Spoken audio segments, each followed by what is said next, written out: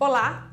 O agro não é tech, o agro não é pop, muito menos tudo. Texto de Marco Mitidiero e Jamila Goldfarb aponta que agronegócio permite que brasileiros passem fome. Podcast Papo de Crente. Conheça a experiência de comunicação popular no Rio de Janeiro. E mais, presidenta do Conselho de Segurança Alimentar e Nutricional do Ceará, Malvinier Macedo, aponta estimativas de aumento da fome no país. Eu te convido a continuar aqui com a gente. Eu sou Emília Bisotto e o programa Central do Brasil está começando agora.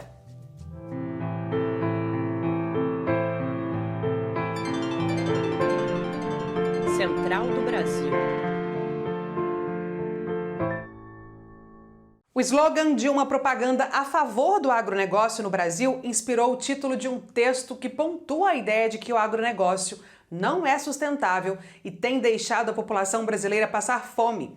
O agro não é tech, o agro não é pop, muito menos tudo. É de autoria de Marco Mitidiero e Jamila Goldfarb. Mostra que o agronegócio não é base que sustenta a economia do país e muito menos o gerador de alimento para os brasileiros.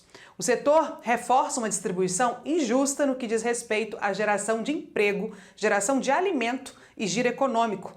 Marco Mitidiero, responsável pelo levantamento, comenta. Embarque imediato.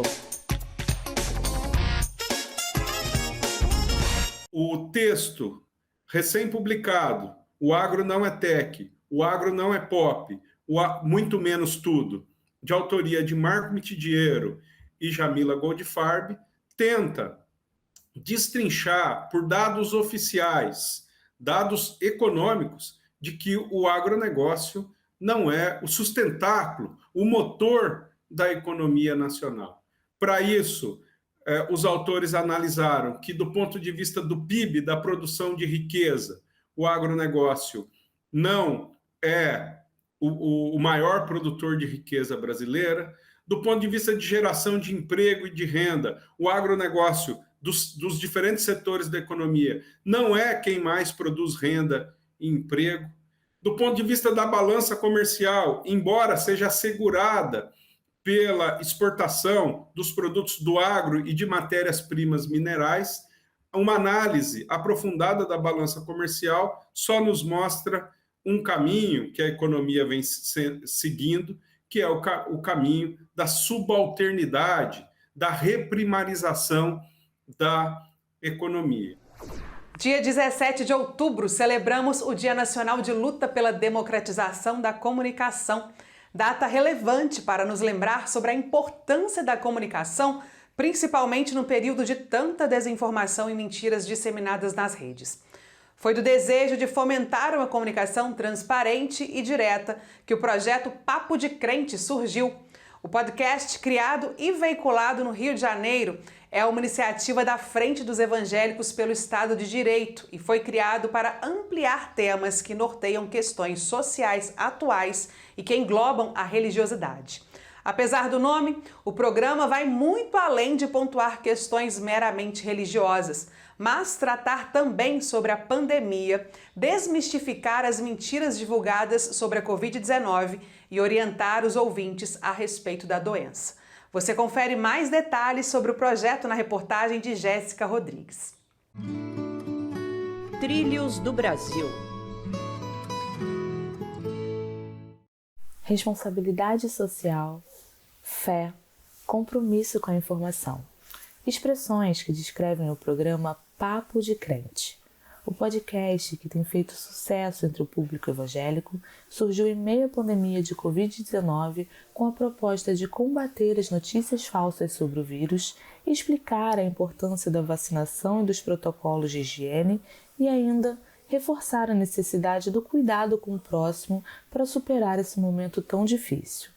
Nilza Valéria, coordenadora nacional da Frente de Evangélicos pelo Estado de Direito e produtora do podcast, conta um pouco sobre a iniciativa.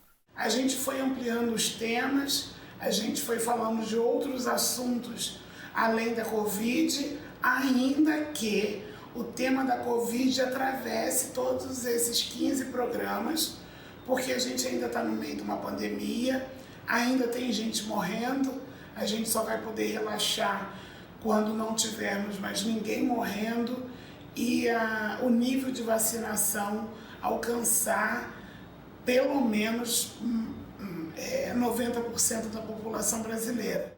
O podcast, que é uma iniciativa da Frente dos Evangélicos pelo Estado de Direito, conta também com conteúdos religiosos. É o que explica o secretário executivo da Frente dos Evangélicos pelo Estado de Direito e locutor do programa, Wesley Teixeira. É uma alegria para mim poder estar falando com os nossos irmãos e as nossas irmãs através das rádios, principalmente chegando em cada casa com uma informação de qualidade. A gente sabe que, infelizmente, nesses últimos períodos a gente viu muitas notícias falsas, muitas mentiras.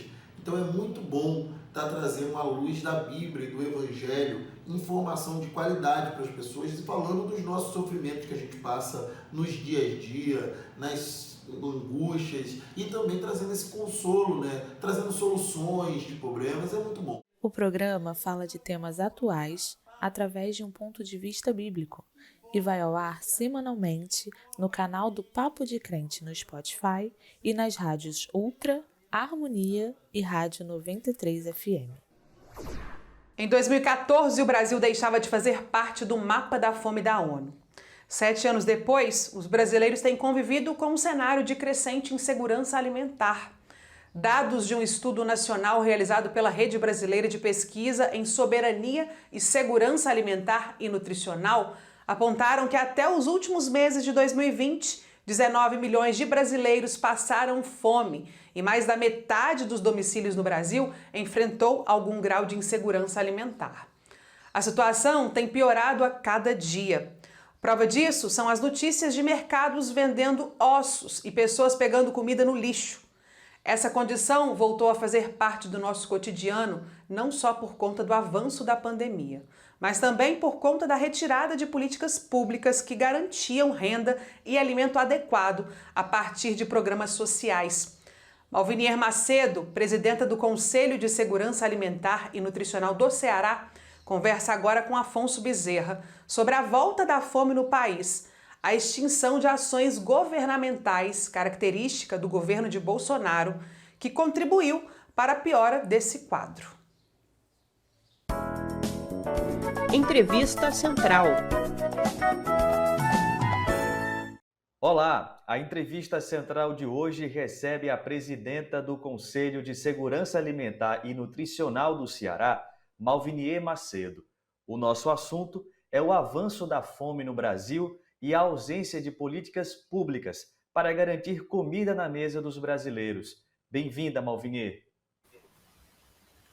Olá, obrigada pelo convite. Esta semana, um vídeo em que um grupo de pessoas recolhia comida de dentro de um caminhão do lixo no Ceará repercutiu nacionalmente. Cenas como essa, infelizmente, têm se repetido. Qual a gravidade da situação de fome que atinge o Brasil hoje? A gravidade é algo assim que a gente já estava até desacostumado, pelos últimos anos em que a fome foi superada, não na sua totalidade, porque quando um país sai do mapa da fome, ainda é porque ele conseguiu que só 5% da população, que é muita coisa, esteja em situação de insegurança alimentar, Mas, desde 2016, que a fome começou, por várias razões, a se agravar, a aparecer e a voltar.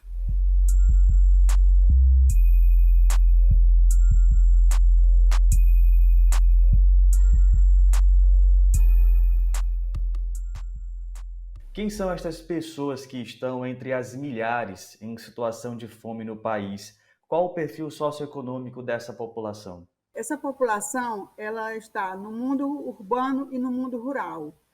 E nós podemos dizer que, por exemplo, no mundo urbano, muitas famílias sobreviviam, em empregos informais, que com a pandemia também, isso as pessoas ficaram sem esse ganho cotidiano. Mas também a gente considera o desmonte de políticas sociais, de políticas públicas, a partir do fechamento do Ministério do Desenvolvimento Agrário, que apoiava a agricultura familiar. Então, ao retirar apoio para a agricultura familiar, atinge programas que são fonte de renda para agricultores e agricultoras familiares, como o Programa de Aquisição de Alimentos, Programa Nacional da Alimentação Escolar. Isso aqui é a fibra da sobrevivência para todo mundo que está aqui. Uns coitados, igual eu, desempregada, só Deus na causa. Quais são as estimativas apresentadas hoje pelos estudos sobre o avanço ou não da fome nos próximos meses aqui no Brasil? As estimativas que nós temos, eu acho que é um agravamento por conta de que não podemos dizer, não há definição, não há apresentação de políticas para a reversão desse quadro. Então, aí já é um ponto que a gente não vê autoridades, não vê quem é de responsabilidade por executar políticas públicas, cuidar, mostrar, trazer, apresentar políticas públicas para a reversão desse quadro. Então, a gente sabe, se isso não tem uma política, isso vai continuar se agravando. Em 2019, o presidente Jair Bolsonaro assinou um decreto que extinguiu o Conselho Federal. Qual foi a consequência direta dessa decisão e como ela se relaciona com este aumento da fome? A extinção do Conselho Nacional, logo no primeiro dia de mandato do governo Bolsonaro, já nos anunciava como a situação da segurança alimentar iria ser encarada pelo atual governo. Quando se extingue um Conselho de Políticas Públicas, um Conselho de Direitos, você está extinguindo a possibilidade, é extinta a possibilidade da participação da sociedade, junto com representações do poder público, para definir políticas, para propor, para sugerir, para o gestor, como essa política pode ser feita de forma a ter públicos específicos ou aos públicos gerais. Localizada no Rio Grande do Sul, a Floresta Nacional de Canela, a Flona, é o centro de uma ação indígena que começou há cerca de 15 anos. A ação retoma a busca pelo reconhecimento da terra indígena Caigangue, projetada na luta pelo direito ao território ancestral. O cacique Maurício Ventaim Salvador, de apenas 26 anos, assumiu a missão de liderar seu povo depois da morte de seu pai, que comandava o ato. Essa história está sendo contada no documentário Conhum Mag, O Caminho da Volta à Floresta de Canela, lançado no dia 29 de setembro. Parada Cultural.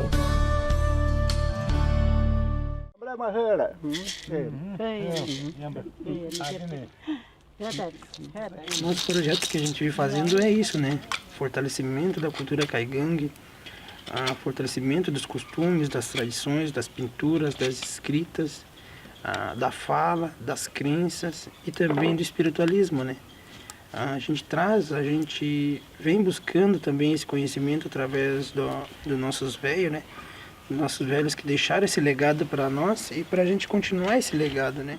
Atualmente, 10 famílias caingãs ocupam o território da floresta. Quando o processo de retomada começou, ainda com seu pai, eram cerca de 50 famílias. Com o tempo, muitas foram para outras aldeias e agora aguardam a garantia da posse da terra para voltar à Canela. Bom, e para assistir o documentário completo, basta acessar o canal do Coletivo Catarse no YouTube e buscar por Conhum Mag, O Caminho da Volta à Floresta de Canela. O Programa Central do Brasil fica por aqui. Eu aproveito para te lembrar que também estamos nas plataformas de áudio. Para escutar esse ou outras edições do Central do Brasil, basta procurar por Programa Central do Brasil no campo de busca da plataforma. Aproveita para curtir e nos seguir também. Eu agradeço a sua companhia e te espero amanhã. Até lá. Tchau!